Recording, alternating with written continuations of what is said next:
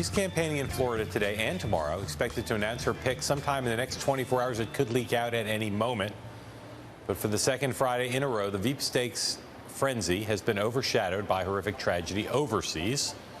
This afternoon brought harrowing reports that multiple gunmen have carried out a coordinated attack at a shopping mall in Munich, Germany. At least 9 people have been killed reportedly. Others are wounded. So far, there have been no claims of responsibility by ISIS or other terrorist groups. The motivations of these gunmen are, at this hour, unclear. This horrible event comes a day after Donald Trump delivered a restrained and sober speech from the stage at the Republican convention in Cleveland last night, where he described a nation and a world essentially falling apart and pitched himself to voters as the world's and the nation's only hope. But this morning at a rally in Cleveland, Trump instantly reverted back to his familiar trademark freestyling ways. He riffed on stage without notes for about 45 minutes with his newly minted running mate Mike Pence standing there behind him. He thanked his supporters and his staff. He also had some tough words for his former nomination rivals, Ohio Governor John Kasich and Texas Senator Ted Cruz, neither of whom has endorsed Trump. And, you know, he'll come and endorse over the next little while. He'll come and endorse because he has no choice.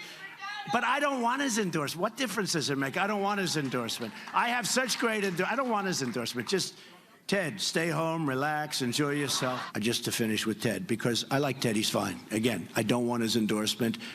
If he gives it, I will not accept it, just so you understand. If he gives it, I will not accept it. It won't matter. I don't know his father. I met him once. I think he's a lovely guy. I think he's a lovely guy.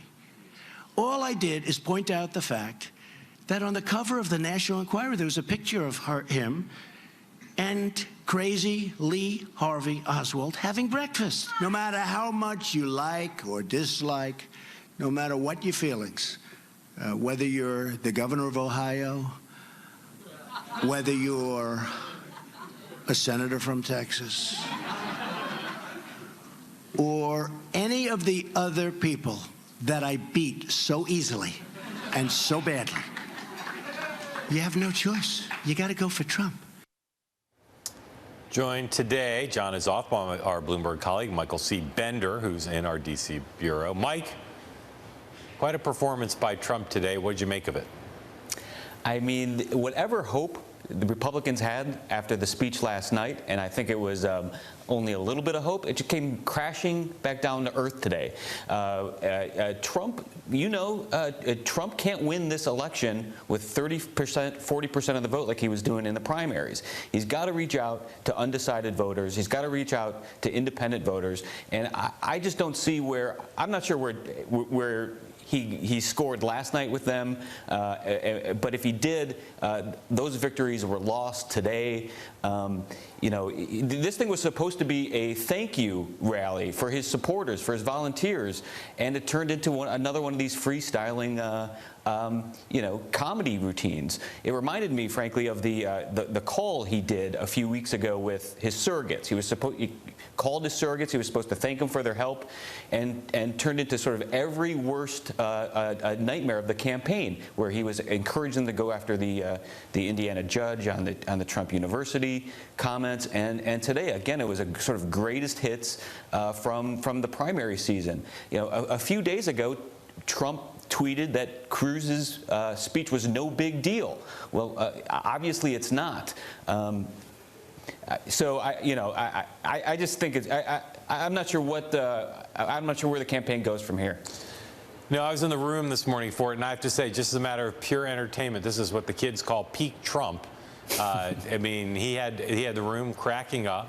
He did thank his supporters, and there was a lot of goodwill in the air. And I think we saw more chemistry with Mike Pence than they had just a few days ago.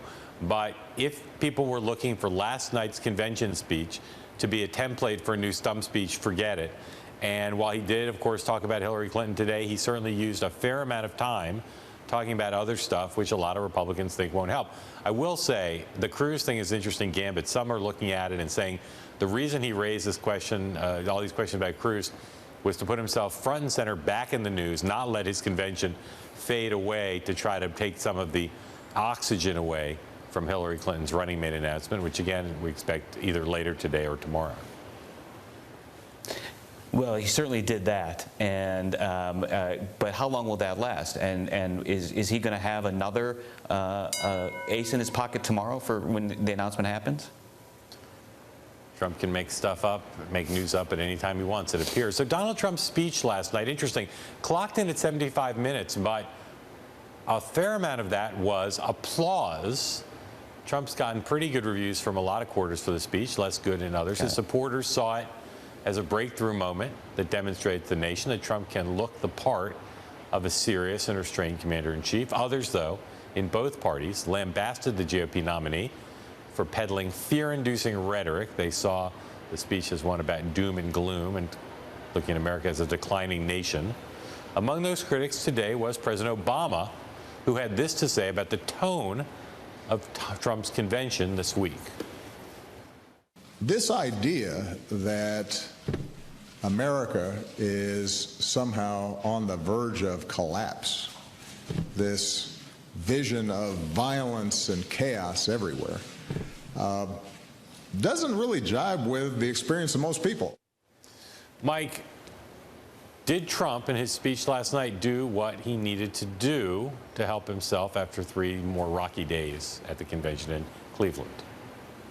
No, I don't think he did. The speech read different. I mean, we got a little bit different in substance from Trump last night, but style was the same. The delivery was the same, sort of full-throated, angry, hoarse Trump that, I mean, he'd worked himself into a lather, was sweating by the end of that thing. And, but substantively, there were some changes. Most significantly, he's watered down his Muslim ban. He talked about building the wall, promised to build a wall. That elicited some chants from the faithful in the crowd, but there was no mention of Mexico. We look back at the acceptance speech or the announcement speech. There were 23 mentions of China last night. There was only 3. But I think the tone of it, the length of it, I think it missed the mark. Yeah, look, these things are subjective, and we'll see who's right when the polling comes out and see if he got in a bounce. I'm much more bullish on that speech than you are, Mike. I thought he showed people he could be restrained. He framed the election as one about change versus more of the same, and argued that the status quo in a range of areas, at home and abroad, are not good. And status quo is not good enough, and that he's the only person who can change it. And I thought he showed a certain degree of confidence, more than what some people see in him as arrogance, in how he approached the performance of the speech and the way he laid out wanting to basically work with the American people. So I thought it was pretty good, and I think it certainly ended the convention on a high note as compared to what they were facing just a day before. Yeah, and he made a couple outreaches to minority groups. He mentioned the LGBTQ community. There was some sort of tacit pleas to the Hispanic community, but again, I just think these are a day late, a dollar short, and sort of weak attempts. Protecting gays from terrorists isn't exactly a bold step for any politician. Yeah. Well, like I said, we'll see when the polls come out. I bet you it struck more of a chord than some people think, like you. All right. Taking a break now. When we come back, a look ahead to the Democratic convention that starts on Monday in Philadelphia. Talk about that and more right after this.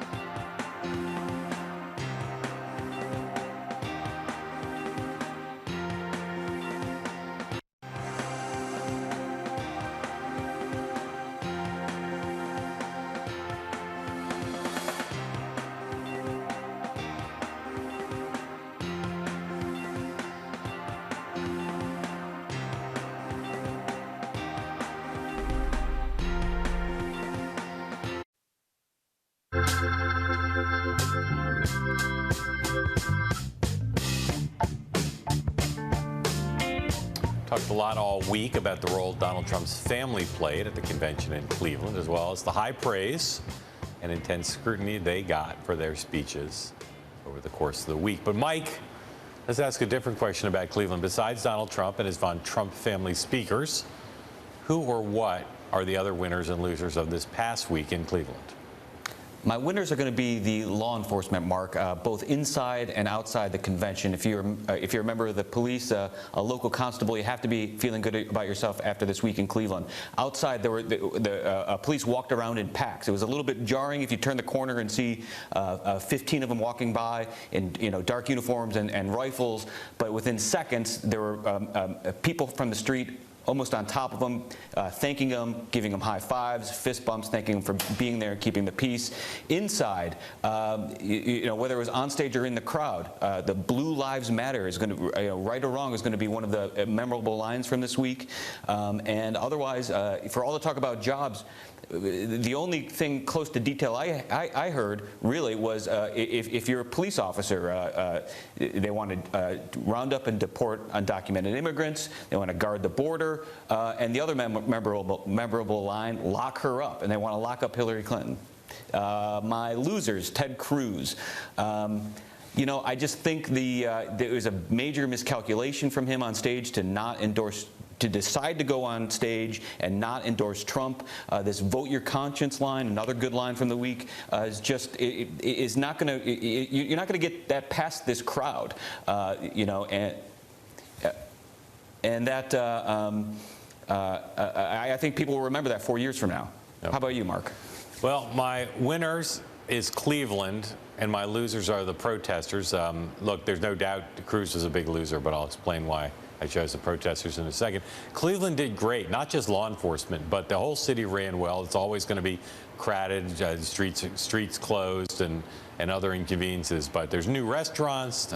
People could not have been friendlier. And if cities go for their convention, to host the conventions in order to be kind of like a 4-day advertisement for the city and its attractions, Cleveland did great. I found everybody had a great time, and Cleveland wouldn't necessarily be people's first choice. The protesters, along with Ted Cruz, I think the big losers of the week. So much buildup about how they were going to not just disrupt the convention, but break through with a message about Trump and the Republican Party, other things. And while there were some protests both inside and outside the hall, including one during Donald Trump's acceptance speech last night, they didn't do anything to break through in a way that dominated the messaging and offered any sort of rivalry with the Republican main event inside. So good week for Cleveland, bad week, I thought, for the protesters. Yeah, as a Cleveland native, Mark, I agree with your winners on that one. I might be biased, but doesn't mean I'm wrong. Yeah, okay.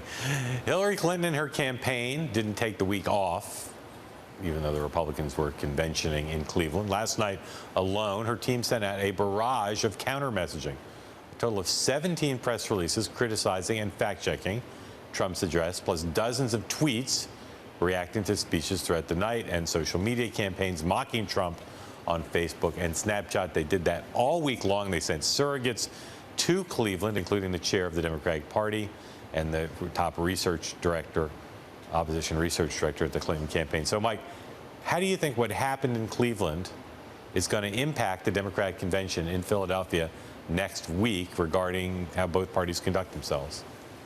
Yeah, I think the Democrats, to me, they seem giddy. They can barely contain their excitement over having their convention next week in Philadelphia, right on the heels of the Republican convention.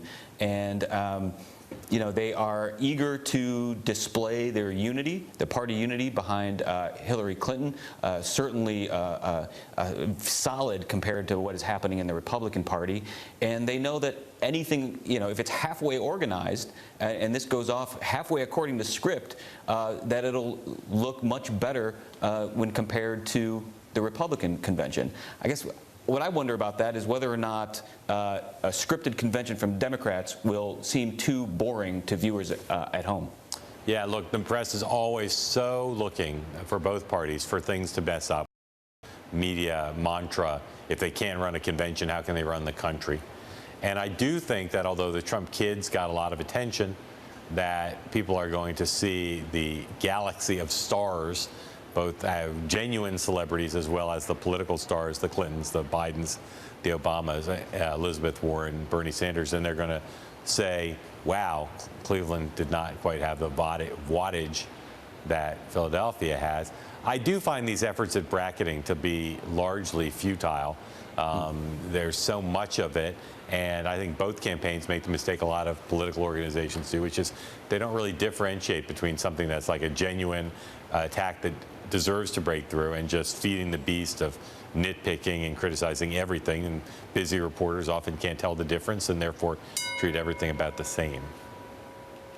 All right, there's the bell, so I will say this. Up next, the state of Hillary Clinton's running mate deliberations and what it means for traffic and weather, and your weekend right after this.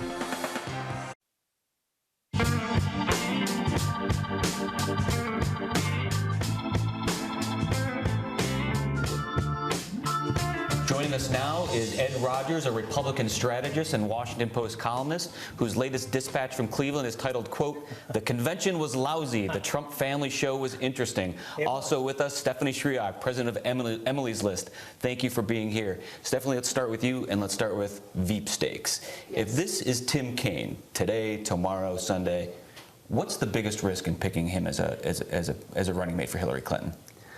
Well, I think as Hillary's making her decision, I always knew that she would be looking for someone that she could work with, who understands what needs to get done, who has a great deal of experience. Tim Kaine, and there are others in that list as well that have great experience who could do that job really well. So I would say I think a Clinton-Kaine ticket would be a very, very strong ticket moving into November. No risks on that one with Kaine?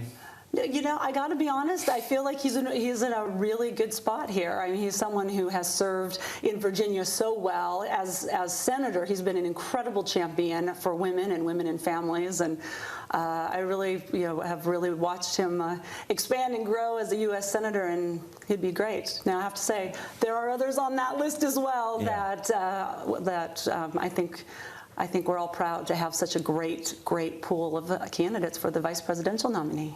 And let me throw that one to you. Is there any risk for Clinton to pick Kaine in this? Well, far be it from me to give Hillary Clinton and her campaign advice, but yeah, Kaine is a pretty safe pick. I mean, to Republican sensibilities, he's a pretty soothing, reassuring, fair-minded person. We'd much rather her pick somebody more wacky and extreme. Got it. Ed, is Tim Kaine qualified to be president? I'll take yes or no on that one. Sure he is. Okay. Stephanie, is Mike Pence qualified to be president? Boy, I have some significant problems with Governor Pence. He has absolutely been someone who has, well, frankly, walked away from women in particular in his state. I know you have real strong disagreements with him on issues, but is he qualified to be president? Of course he is. Well, I mean, he is governor of Indiana, so you can think as you wish, but you really want a president who's going to look out for women and families in this country, and he does not meet that. Okay. Ed, I saw Pence and Trump this morning doing a kind of a thank you event with supporters in Cleveland, and I thought the body language with them was even better, but given that their personalities are not the same, they seem to me to be off to a pretty good start in terms of setting a kind of a tableau of partnership. How do you see that?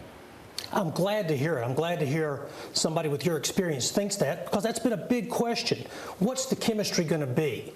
I mean, obviously, Trump is, you got to fit Trump, not the other way around.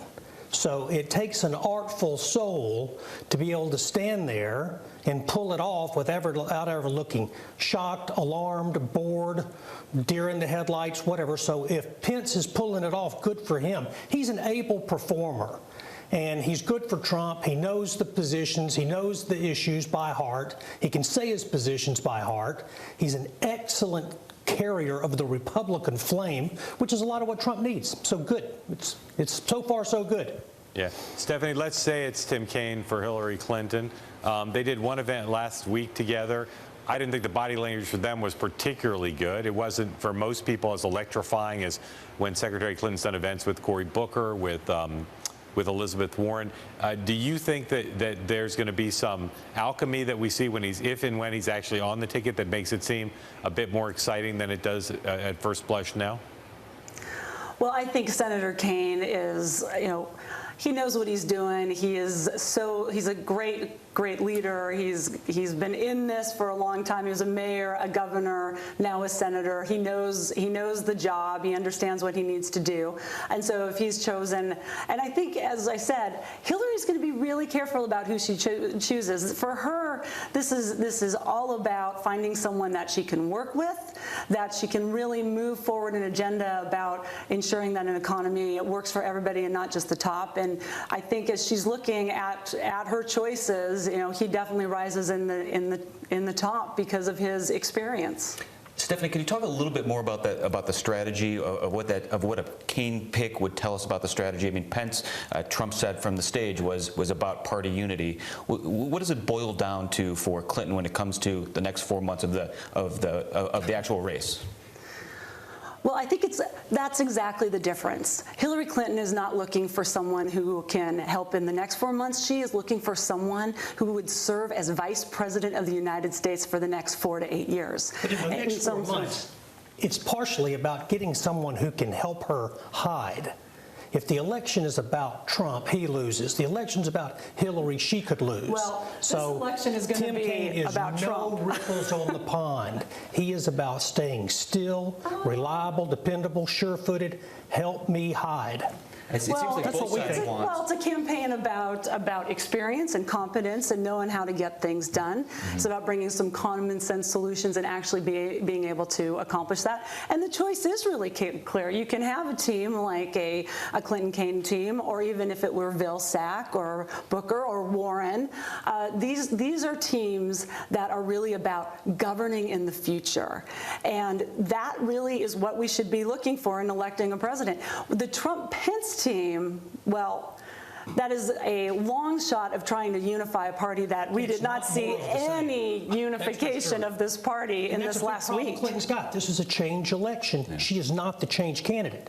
Is Trump the change off the cliff candidate? But Hillary's problem is she is more of the same. She is a stale version of more of the same. And so Well, that's her challenge. I appreciate you, Ed, that you think that Trump's going to take us off the cliff, because I think that's exactly Maybe. what we saw in this I'm worried last about it. I'm not a big week. Trump guy. I'm But waiting on this Trump. is- Come, well, you know, I appreciate that. help me out here. But this isn't just about Trump. This is about a Republican Party that has Hillary. really spent the last couple decades using sort of the rhetoric of racism and sexism to drive up. Come on, to drive up afternoon. their base, and then everybody's 31 shocked governors, 54 that their senators, base the biggest House majority chose since World War Donald II. Trump. The Your Republicans base doing pretty good. chose Donald Trump to be the nominee, the most divisive Okay, there's been a candidate we've ever Stephanie. seen. swerving. Stephanie, I'm enjoying this, but let me ask you one quick last question. We got to go to break. Vilsack versus Kaine. Do you have any preference between the two if it's down to those two? Hey, I'm the president of Emily's List. We got our choice, and Hillary Clinton is the presidential nominee, the first woman in our history. I trust whoever she's going to choose is going to make a great ticket. All right. Ed Rogers, Stephanie Shriak, stay with us. We'll continue this conversation when we come right back.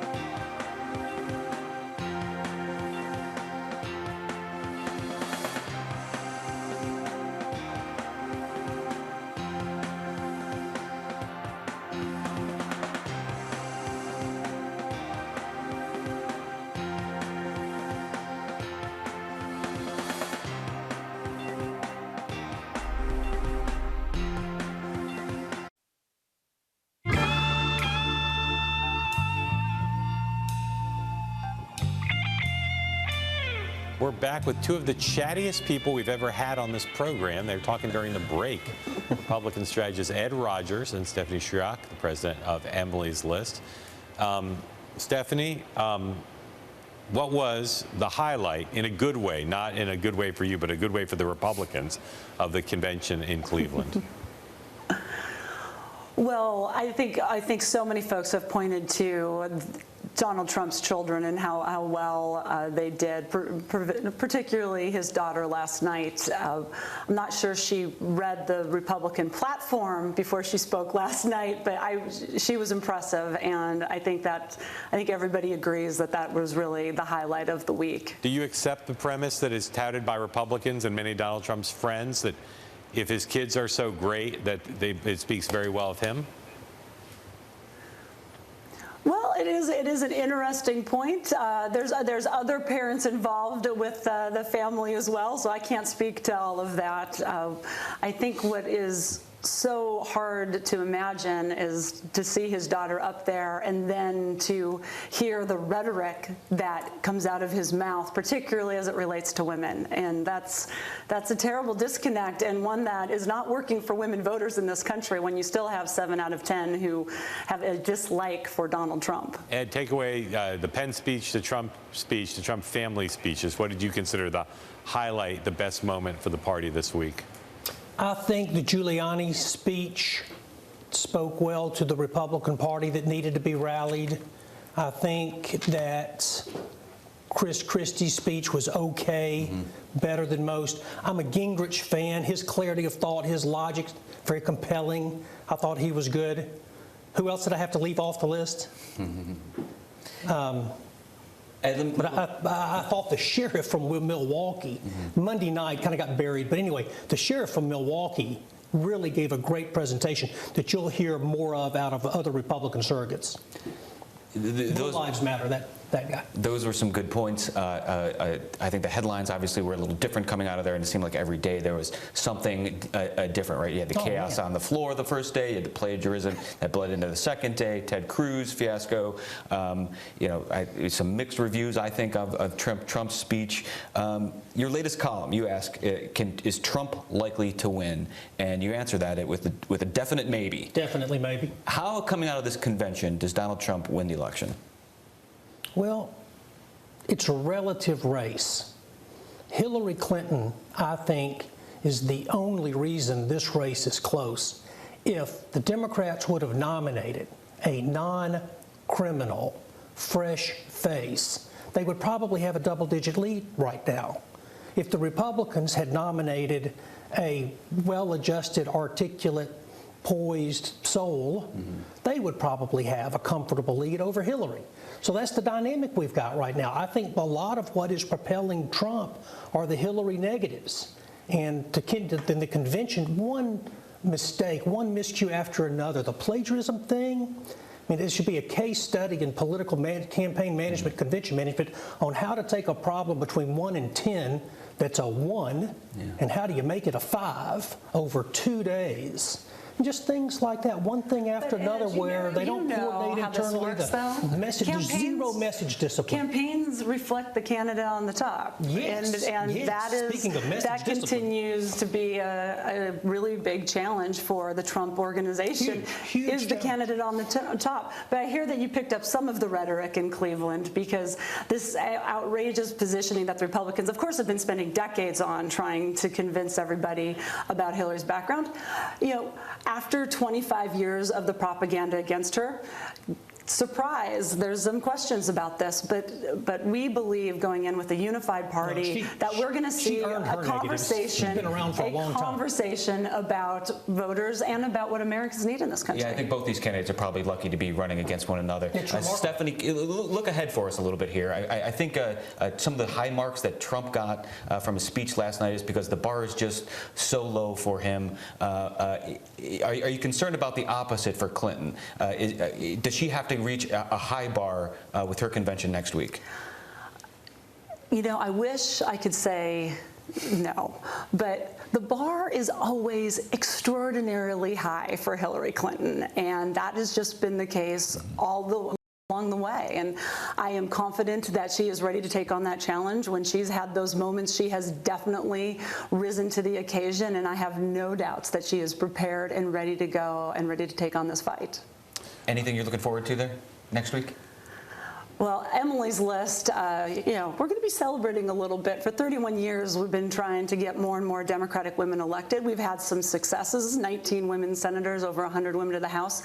But this is our first presidential candidate, and it is not only that we're excited that it's Hillary Clinton, but there really is a moment here of seeing the first woman in 250 years take the party forward. So, yeah, I'd say there's a lot of excitement.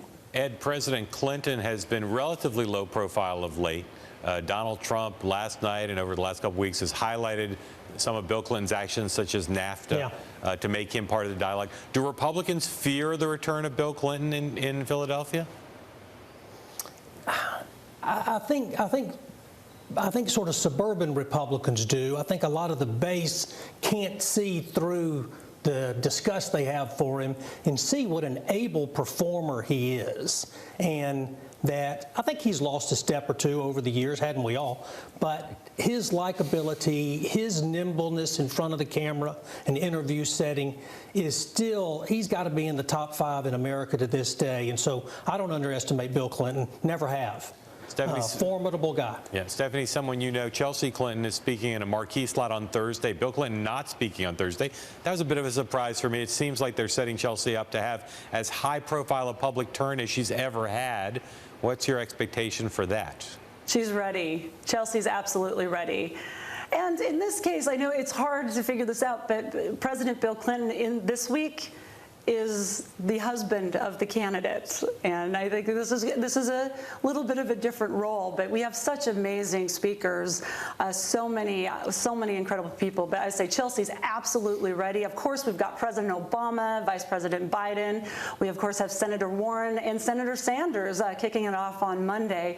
So this is going to be quite a week for the Democrats. Okay, Stephanie Sciacca, Ed Rogers, thank you both. We appreciate the Friday chat. Enjoyed.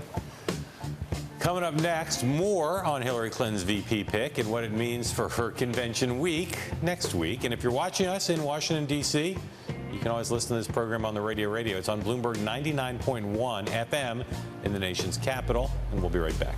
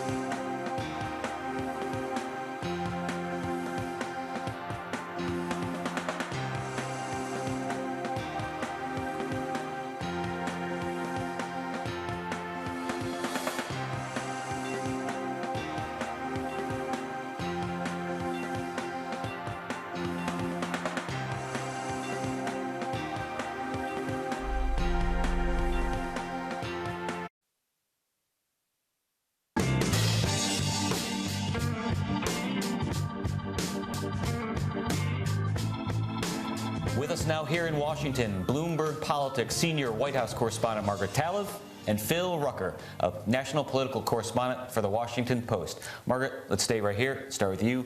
Next week in Philadelphia, the Democratic Convention. Wait, that's next week? It's next week. It's Monday.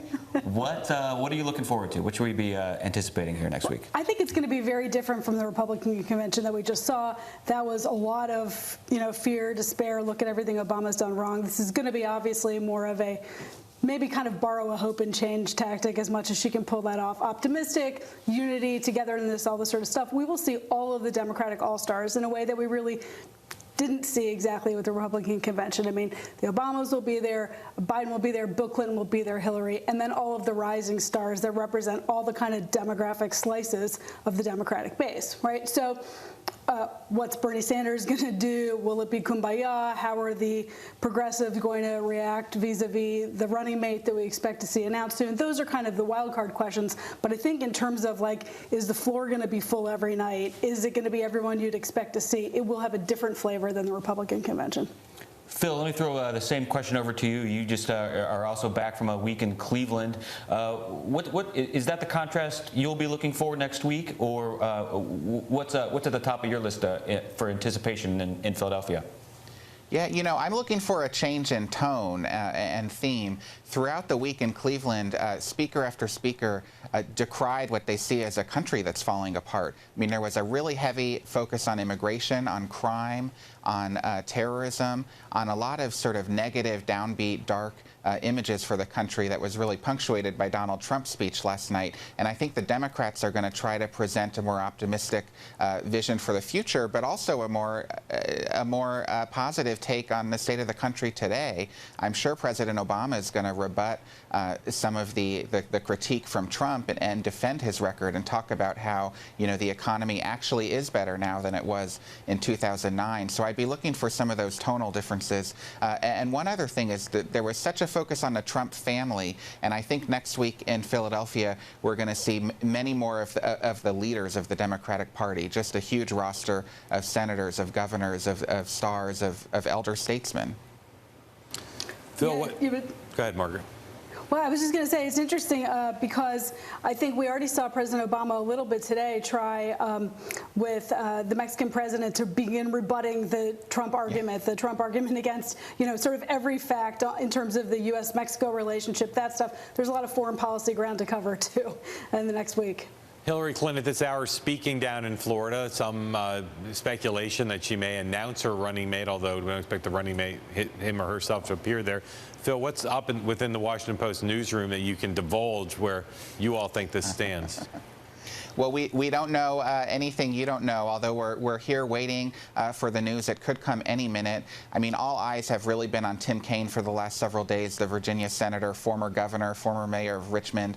He meets all of the qualifications that Hillary Clinton has been looking for, and my colleagues have been reporting, as other outlets have as well, that he's one of the two top finalists for Hillary Clinton. The other one to keep an eye on is Tom Vilsack, the agriculture secretary, former Iowa governor.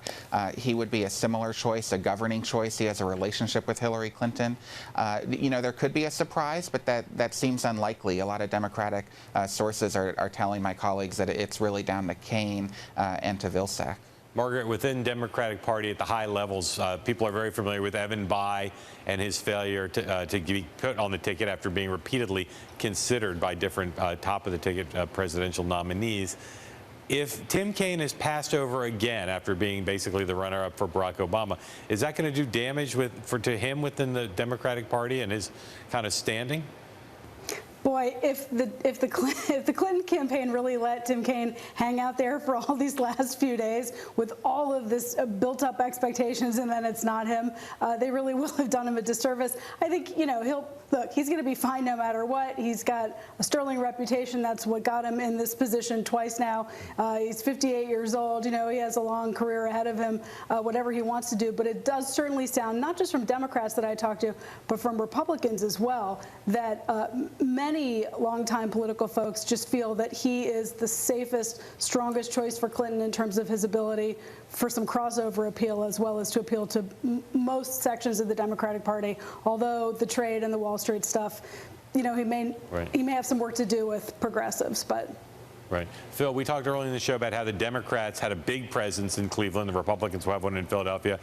The National Party chair, opposition researchers, and certainly a meta presence, a virtual presence through a lot of press releases.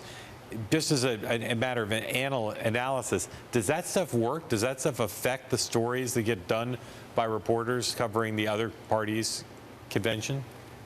You know, around the edges, I don't think it has a big impact. I mean, I think when you're in Cleveland for the Republican convention, you want to hear what the Republicans have to say. That's their week to promote the message of their party, and there was a lot for us to cover, a lot of news to cover. And I think next week we're going to be focused entirely on the Democrats. They can cause some mischief and trouble, the other party, but there's no way that you know, a Republican National Committee official in Philadelphia bracketing the Democrats is going to become the big story. Margaret, one more for you. Kaine has been talked about as the safe pick for Clinton.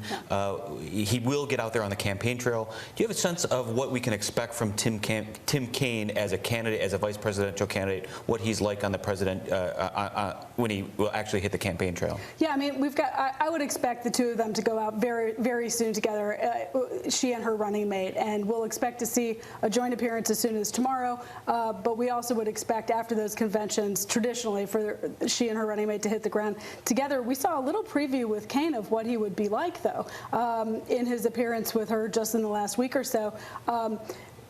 Deferential, pleasant, kind of a all golly shucks guy next door kind of, even if he's talking about sort of policy specific stuff. His role would be kind of to soften her, to make her comfortable and in a leadership role, and yet between his gender, his religious background, and kind of his expertise, to kind of flesh out some of the areas where she could benefit from some help across with men especially, but with all sorts of voters. She seems to be very comfortable in his presence, and to the extent that they would appear together, that makes a big difference. Margaret Talev, Phil Rucker, thank you. Up next, the Trump convention bump. We'll get some polling predictions when we come right back.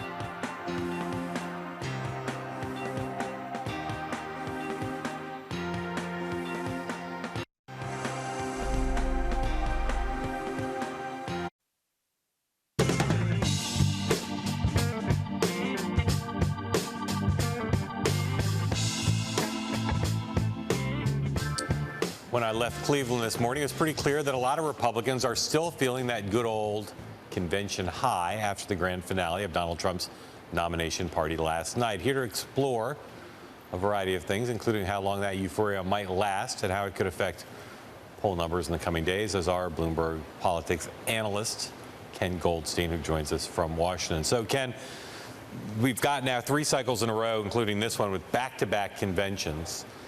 Which means whatever bounce Republicans get could be squashed by Hillary Clinton naming a running mate and then their convention. So what are the prospects of Republicans getting not just an artificial bounce over the next couple days, but something that could endure into the August and then the fall? Well, as you said, there's been a change, that convention bounces are real and they do absolutely matter. But I remember the first campaign I covered was 1988, and George H.W. Bush went from 7 down to 4 up. after the convention, and probably a number you remember really well, covering Clinton in '92, he went up 14 percentage points after his New York convention. We are not going to see numbers like that, and what we saw in the last couple of elections was more numbers in the 1 or 2 range. But even if it is only a 1, 2, or 3 range, people like me have spent a lot of time all year saying don't pay attention to the polls, but the polls that we're going to see, maybe not here in this weekend because there's not enough time between the Republican convention and the start of the Democratic convention, but those polls that we see right after the Democratic convention are really going to matter and structure this race going forward. Ken, there's obviously a major disparity between the amount of money spent between Clinton and Trump and the amount of TV campaign ads run. Trump insists that that disparity is not going to hurt him. Is he right? It's sort of sad for me. I don't get to come and talk about ads because Trump's not spending money on ads, and Hillary Clinton has spent this over $60 million along with priorities over the last couple months. So listen, there's sort of a good news, bad news here. So if I was the Trump campaign and I was saying, look, I've been outspent. I've literally had nothing on the air, a couple million from the NRA in these battleground states, and there doesn't seem to have been much of an impact. And if you are going to see an impact of ads, you're going to see an impact of ads when one side's up and the other side is completely down. But we have seen times when it matters. If you remember, and again, it was a different time. Conventions were at the end of the summer in 2012.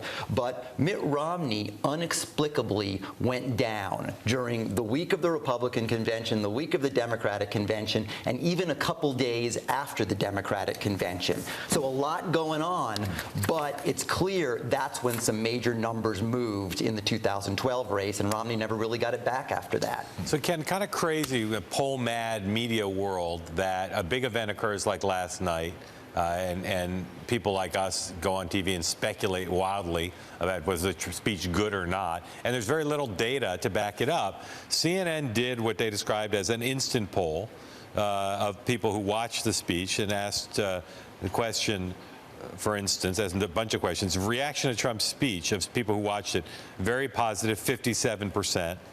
They asked people, will the speech move the U.S. in the right direction? After the speech, 73% said yes, as compared to before 60%. The Trump campaign has been touting this poll all day. Based on the methodology, the questions, and comparable questions in the past, is this poll good news for the Trump campaign in any way? It's no news for the Trump campaign. Listen, if you're taking a sample of people who watched the speech, what sort of people watched the speech? It was not undecided voters. It was people who are fans, and fans of Trump or fans of the Republican Party. And so if he didn't get that number, and actually I might even be a little bit disappointed if I was Trump that number wasn't even higher given the population that was likely sampled there. Instant polls are always dangerous because you're not exactly sure who you're talking to, and you don't do a lot of the callbacks. But an instant poll, like at a debate, I would put more into than an instant poll after a convention speech, which draws a particular sort of person. Quick one here: the risk that Trump doesn't come out of this convention with a bounce after Clinton, after this one, is there a risk that he flatlines here? Yeah, listen, I mean, bounces rely on having one-sided, completely positive conventions. And as your discussion for much of the show before talked about, at best, there's debate about whether it was all good news for him. And also, bounces also tend to be more pronounced when people are learning something new. And listen, we have two candidates, well, Trump and Hillary Clinton, who are pretty well known, which could mitigate the bounce, and aren't particularly well loved. So you need someone there's potential for love and not well known, and there seems low potential for love and they're already pretty well known. Ken Goldstein, brilliant and succinct as always. Thank you. We'll be right back.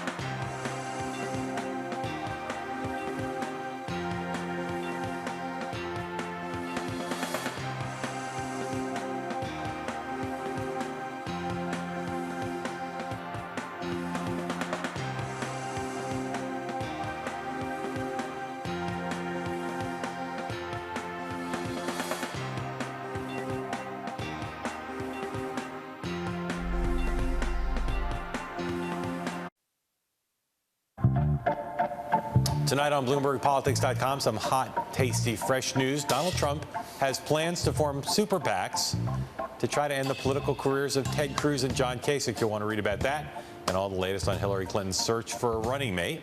Up next on TV, Bloomberg West has the CEO of Pandora. Until Monday, when we see it from Philadelphia, we say sayonara.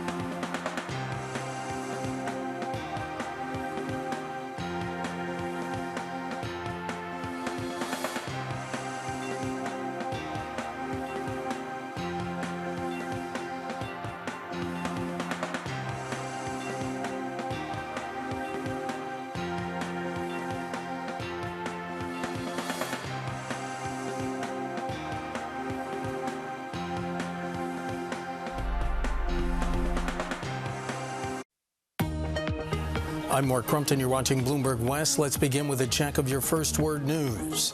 German police are warning people to stay indoors as they hunt for the gunman who opened fire at a Munich shopping mall. 8 people were killed, several others wounded in a rampage authorities describe as suspected terrorism. A 9th body near the scene is being examined to see if it's one of at least 3 gunmen who carried out the attack. President Francois Hollande says France will loan artillery to Iraq to fight Islamic State. France is also moving the Charles de Gaulle aircraft carrier to the region. Speaking in Paris, President Hollande pledged to act, quote, firmly against terrorists. The highest court in France has ruled that IMF chief Christine Lagarde must stand trial in a case stemming